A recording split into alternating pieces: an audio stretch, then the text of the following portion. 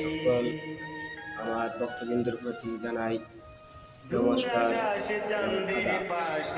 আশা করি সকলেই ভালো আছে, তবে আমি ভালো নেই। দীর্ঘদিন 1 সপ্তাহ যাবৎ অসুস্থ ছিলাম। অসুস্থতার কারণে বিভিন্ন ওয়েবসাইটের মাধ্যমে অনলাইনে আমি আসতে পারি নাই, অফলাইনেই ছিলাম।